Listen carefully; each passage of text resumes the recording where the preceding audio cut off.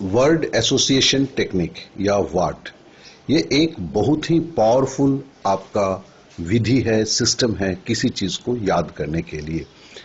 तो इस सिस्टम का इस्तेमाल यहाँ किया गया है।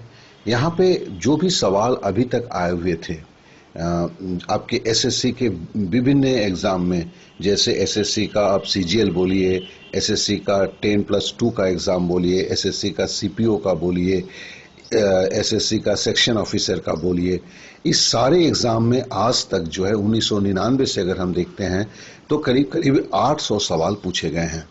इन 800 सवालों को हम एक दूसरे तरीके से भी याद करते हैं। आपने देखा होगा कि एक हमने क्या किया है, हमने एक पॉलिटिकल साइंस के जो इम्पॉर्टेंट चैप्टर्स है उसे हमने चैप्टर वाइज छोटे में उसके विभिन्न पॉइंट्स को लेके हमने एक बार समीक्षा किया हुआ है, उसे हमने याद करने का कोशिश किया है। ये एक सिस्टम रहा। अब लेकिन है कि इनके ऊपर बेस करके बहुत सारे ऐसे भी सवाल पूछे जाते हैं जो सवाल ना आपको का जवाब ना आपको ल्यूसेंट में मिलता है ना और कहीं मिलता है। तो इसके लिए हमने वाट प्रोसेस का इस्तेमाल किया है। ये काफी कारगर है, काफी फास्ट है, काफी स्ट्रेट है। तो हम इस विधि से हम 800 से ऊपर, यहाँ तक कि हम रेलवे के भी बहुत सारे सवालों को इस सिस्टम के अंदर में हम लाके हम तैयार कर लेते हैं। इस तैयार करने के लिए देखिए इसमें कोई रिवीजन प्लानिंग बहुत लंबा चौड़ा नहीं होता है। ये आप 25 से 30 सवाल जो है इसको करने के लिए केवल 6 मिनट का जरूरत होता है।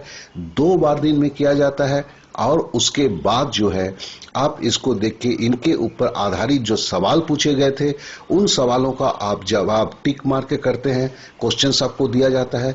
तो इस तरह से एक संपूर्ण तैयारी हो जाती है और इसकी रिवीजन प्लानिंग केवल पूरे इसमें 3 बार होता है। तो मतलब है कि एक 6 मिनट करके अगर 25 सवाल है तो 6 मिनट, या 100 सवाल है तो 24 से 25 मिनट। ये 24 से 25 मिनट करके आज एक बने। पहले दिन तो 2 बार करते हैं, उसके बाद परीक्षा के बीच में कभी 1 बार कर लेते हैं, फिर परीक्षा के आने के कुछ दिन पहले कर लेते हैं। तो इस तरह से 800 से 900 सवाल आपका लेस हो जाते हैं, तैयार हो जाते हैं, और साथ ही साथ आपका डिटेल स्टडी भी आपने कर लिया है। इसके बनिस्पत क्या होता है कि आप पॉलिटिकल साइंस में जहां 5 से 6 सवाल पूछे जाते हैं, बड़े आराम से 5 सवाल का जवाब दे पाएंगे। ये मेरे तरफ से आपको गारंटी है।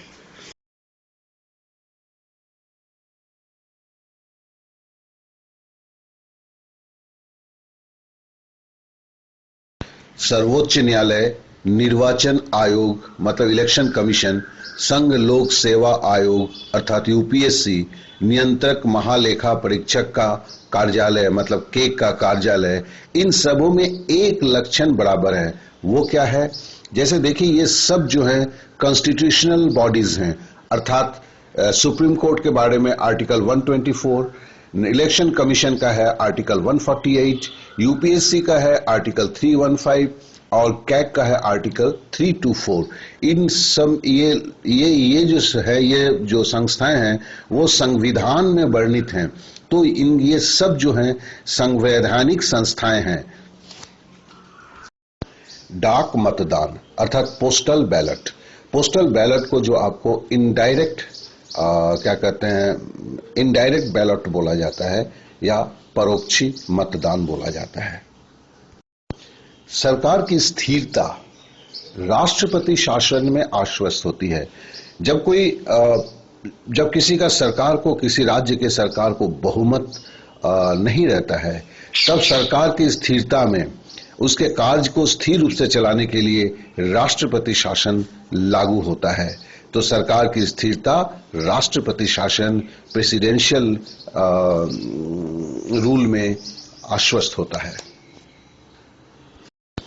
भारतीय संविधान के निम्नोक्त भागों में से किस एक में न्यायपालिका अर्थात जुडिशियरी तथा कार्यपालिका अर्थात एग्जीक्यूटिव बॉडी के पार्थक्य का प्रावधान है, कि मतलब डिफरेंसेस हैं? तो देखिए जो राज्य की नीति निर्देशक सिद्धांत जो है वो जो है मतलब वो उससे डिफरेंस हो जाता है, क्योंकि अगर एग्जीक्यूटिव बॉडी किसी भी लॉ को नहीं क्या कहते हैं मानता है या कर पाता है तो उसे जुडिशियरी में चैलेंज किया जाता है। लेकिन राज्य के नीति निर्देशक तत्व अर्थात डायरेक्टिव प्रिंसिपल ऑफ स्टेट इसको अगर कोई राज्य पूरा नहीं करता है तो इसे जुडिशियरी में, न्यायपालिका में चैलेंज नहीं किया जा सकता है। बस यही मेन डिफरेंस है। संविधान के समवर्ती सूची अर्थात कॉन्करेंट लिस्ट में निम्नलिखित में से कौन सा मद शामिल है?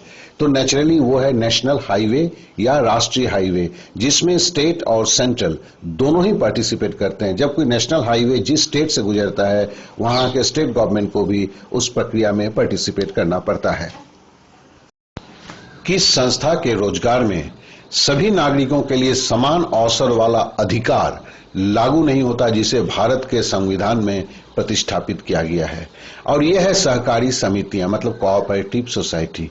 कोऑपरेटिव सोसाइटी में सभी नागरिकों के लिए समान अवसर, ये बात लागू नहीं होता है। न्यायिक समीक्षा प्रणाली अर्थात किसी कोर्ट ने अगर कोई जजमेंट दिया है, फिर से उस पर समीक्षा करना, फिर से उस पर रिव्यू करना, ये जो हमारे कॉन्स्टिट्यूशन में ये आया है, ये सिस्टम है, वो हमने यूएसए से लिया हुआ है। ओरिजिनली यूएसए में ही जो है किसी भी आपके जजमेंट का रिव्यू करने का प्रावधान है। संविधान के निम्नलिखित में किससे संबंधित भाग में मत देने का अधिकार का उल्लेख किया गया है?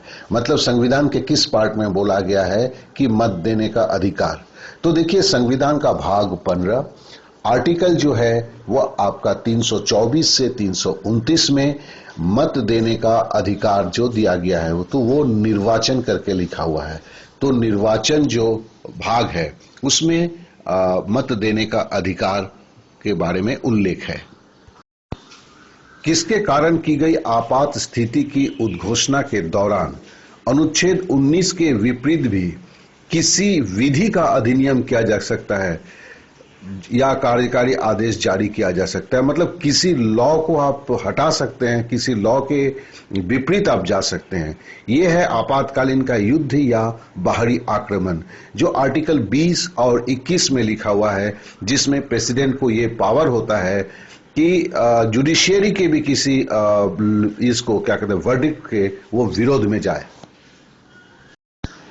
विवाह, तलाक, विरासत आदि जैसे नागरिक मामलों में संविधान द्वारा विधिक नियम बनाने के लिए अलग से किसको प्राधिकार दिया गया है?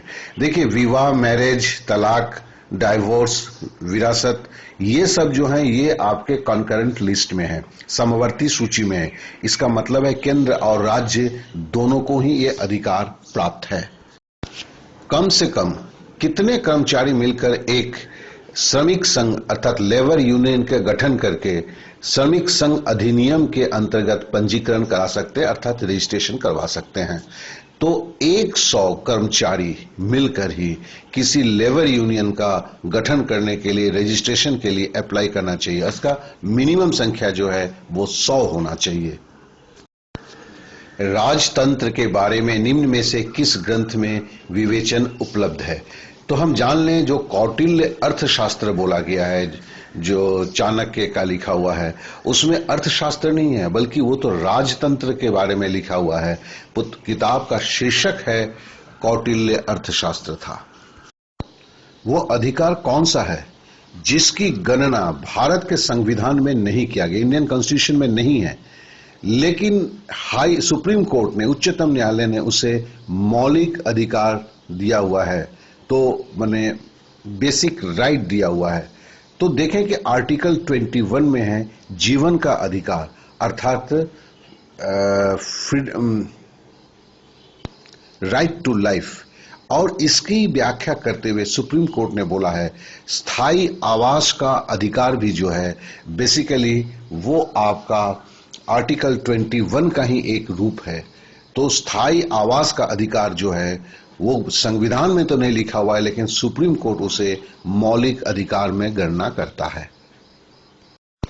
राजनीतिक प्रभुसत्ता की संकल्पना का समर्थन किसने किया था? याद रखेंगे, रूसो ने है वो राजनीतिक प्रभुसत्ता की संकल्पना का समर्थन किया था।